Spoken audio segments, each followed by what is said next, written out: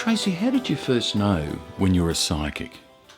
I'm guessing when I was a little girl, you know, the old cliche, someone's coming to the door and I'd say to my mum, "Oh, Mark's coming to the door," and she'd go, "No, he's not," and sure enough, 10 minutes later, Mark would be knocking on the door. I always had gut feelings. I knew when we were going to be in trouble. I knew when I was doing something wrong, when I'd get caught or if I'd get away with it. And that progressed all through my life. And so from those early days, when did it really start to sort of empower you a bit? When I was 32, I had a near-death experience with my son. I was very sick in hospital for 6 months, and I was on the operating table, and I remember looking at the nurse who was beside me, and she was crying, and I was saying, "What's wrong, Nancy? What's wrong, Nancy?"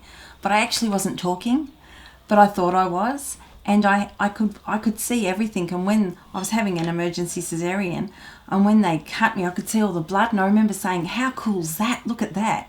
But I was above it, and I didn't realise it was me. I thought it was someone else. And when I came out, I said to my ex-husband, "Goodness, that poor lady, how sick was she?" And he's going to me, "No, there was no other lady, it was you." And I've gone, No, because I seen it, I could hear you, and I was talking to you." He goes, "No, you weren't. You weren't there. You were unconscious. You were the only one there. There was no one else operating on that day." So after that, it just became, things started coming to me. I could hear voices. I had almost run over my son, and someone punched me in the shoulder, and it was... Tell us a bit about that. Well, I put my son at the time, who was 2, the same one I'd given birth to after the near death, and he was in the shower, and I left him in there, and I ran out to the garage, and I had a very big house back then. It was the other end of the house, and I thought, I'll just move that car out. And I was reversing out, and as I was reversing out, how he got through these double doors, I don't know. But I was punched in the shoulder, and in this shoulder, and I looked, and as I looked, I just caught him in the rear vision mirror. And if I hadn't have been punched, I would have run him over, because I didn't know he was there. He was behind my car, naked, out of the shower. And I felt sick. I got out of the car. I was literally ill. Like, I felt violently ill, because I'd almost, not only had I lost him almost in birth, but then I almost killed him after we went through all the trauma to have him. And that's why I named him Nathan, because Nathan meant gift of God. Well, Nathaniel is gift of God. Yeah. But I know that's why I named him Nathan, because it was a gift of God, and I believe he was a gift of God. Then after that, things started happening, and my husband and I, we separated, and just before the separation, I was in bed one night. It was 3 o'clock in the morning, and I get in my ear, "Look at his phone, look at his phone."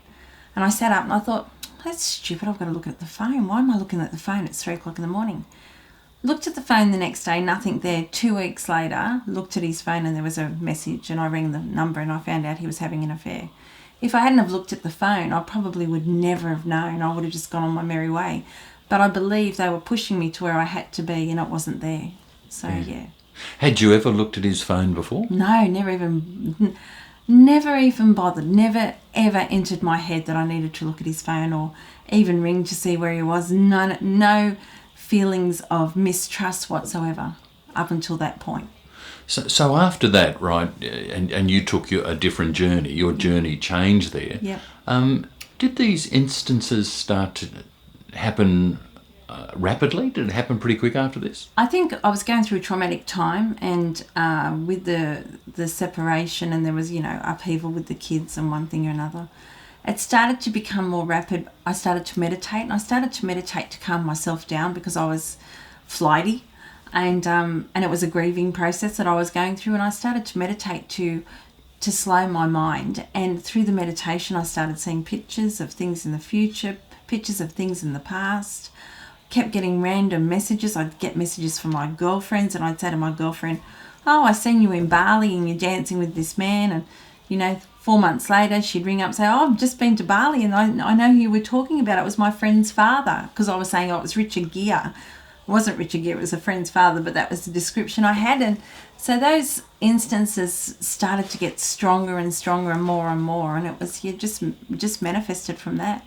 So did you think you were psychic then, or did you have a name for it? Or I didn't have a name for it. I always knew I was a little different. I always used to, I had other instances where I'd say to my ex-husband, "Slow down, there's going to be police around the corner," or "I'm not driving today, there's no way I'm driving today," and we'd almost have an accident. And if I'd have been driving, we would have had an accident. Always had inklings, and I was very much into psychic world. And my first recollection of psychics was when I was 17, and I seen this wonderful, wonderful lady called Winifred Cross. And I can remember her as vivid as anything. And when I went to see Winifred, she said to me, "Oh, you're psychic, you're intuitive, you just need to listen to it. One day you're going to be doing this." And I thought, rubbish, there's no way I could do this, because this woman was amazing. And I think at 17 I thought she was ancient then, but I was still seeing her at 30, 35.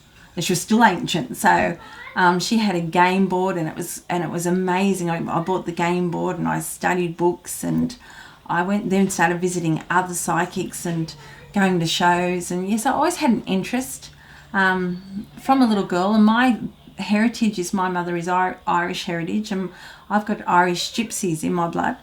So I don't know whether my mother believes it comes from them, because they were the true gypsies that travelled around, and, you know, the silver coin. So even if I read from my mother today, she always puts a silver coin on my palm, because you must cross a gypsy with a silver palm with a silver coin. And when you told your mum about this, what did she think? She wasn't surprised, because there was things that had happened as we were growing up, and I think it actually gave her an answer to why I was a little bit unusual. And my sister is as well. She's different to me though. She's a homeopath, naturopath, but she also has visions and dreams, but she's also on a spiritual journey, I suppose. We've always been a little bit peculiar to my mum and dad, because they're a bit straight-laced, but they've accepted it. You know, they know it. My father, I've read from my father, and he's just said there's things that my mother didn't even know that I told him. How did I know those? So they believe. I still think they're a little unsure, but they do believe, yeah. How long did it take you to have confidence in your readings? You know, that took a long time, because you often second guess yourself. And I can remember when I first, because I just started doing readings for my girlfriends, you know. Someone would say, "I'll get your cards out, Trace. Come on, let's do a reading." "Oh, okay, I would do that." And then they'd say, "Oh, yeah, that's right." And I go, "Really?" But I'd have the pictures, but I go, "Really?" And then it's just sort of started. And then you always have someone that won't give you validation there and then, because, you know, they might not remember, or they might not get the whole picture. And you still second guess yourself then. You still question, well, am I getting the right or wrong? And usually, I mean, this is not a science, so we're not 100% right. And I don't think we're told everything that people want to know. I think it's more it's a guide rather than a actual fact. I still get people now message me and said, "Oh, you said this to me and I didn't believe you, and this has happened." And I had a lady ring me 2 weeks ago, and she said to me, "I came for a reading with you, and nothing didn't gel with me at all." And I said, "Oh, you know, that happened." She said, "But the ironic thing was, you were talking to my mother, and everything you gave me happened to my auntie, but it didn't happen to me." She said, "But everything you said happened to my auntie." And she said, "And I realised I wasn't meant to come for me. I was meant to come to give my auntie a message." So you have those sort of things happen. So to get validation is nice, but now I just trust my instinct and go with it. And if I'm wrong, or if it hasn't quite happened in the time frame that I think it will happen, that's life. Things change. So what was the point that you started to charge people being a psychic? That must have been a bit nerve-wracking. It was nerve-wracking, because it was never about the money for me, but it was became a point where you're doing it for your friends and you're doing it for nothing, and then you'd have people turn up on your doorstep with bread rolls and you'd think, oh, it just became, I had to charge, because I had to put boundaries around it, because if I hadn't started charging, I had no boundaries. People would say, "Oh, you want to go for a drink?" And we'd go for a drink, and, "Oh, let's have a reading." And, you can't mix your spirits, but you know what I mean? Like, it was just, there was no boundaries. And I have a lot of psychic friends and friends that dabble in this industry. So it was sort of, they were the ones who said to me, "You've got to start charging and putting up some boundaries, and you have to learn to switch off," because I'd be just an open book, I'd have a massage and I'd be giving the girl a reading while I'm having a massage, rather than saying, "Well, hold on, there's a line here," but I kept crossing it. It was my own fault. I kept crossing it. So my friend said to me, "You have to start charging," and I started, and I felt a little bit uncomfortable, because I thought, what if I'm wrong, if I'm giving the wrong information? But now I trust myself, and I think everyone, if you take something away from it, it's not really about the cost, it's what you're giving them. So I've taken that right out of the equation now, but I still have that for the boundaries. What about if somebody else is having thoughts of being a psychic? What do you tell them to watch out for? Well, I just think with the psychic world, it's like any business. It does become a business. There are some negative people in there as well. As you think you're on a spiritual journey, there are negative people around you. I just think you have to be true to yourself.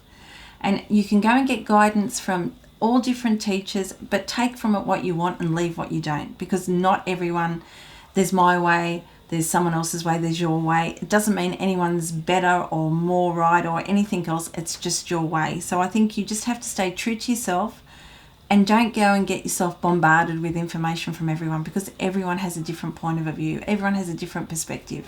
It's like when you have a baby. Everyone tells you what you should do with this baby. Is it right, wrong? No, but you have to work it out yourself. So I think you need to have your lessons, but just be true to yourself. Listen to your heart. And when people talk to you in a reading, you're having a reading, what do you ever get negative messages? Does that ever happen, like black messages or something evil? Does that ever come through? I don't have evil as such, but there is darkness. And especially if someone is in, if you're doing a reading for someone and they've got a person around them that might have an addictive personality. Now, addictive personality can be drugs, alcohol, or just the moods that they're in. And you often pick up on them, and you often see the blackness around them. So yes, you do pick up on that. But every time I do a reading here, as soon as I leave, I say, take what you've bought. And it's not my reading, so people will say to me, oh, you said this, you said that, and I go, I don't remember. Well, how can you not remember? Because it's not mine, it's yours. After I've said it, it's gone. I don't remember. I can't remember. You can't remember everything you've said to someone. I might remember faces. I might remember tidbits, but I don't remember the meat of the conversation. You can't. Tracey Lee, do you love your life? Love my life. I'm where I'm supposed to be, and I believe that fate puts you where you're supposed to be. You start off at A and you end up at B. You might take a few little off-roads, but you're always put where you're meant to be. Thanks, Tracey. Thank you.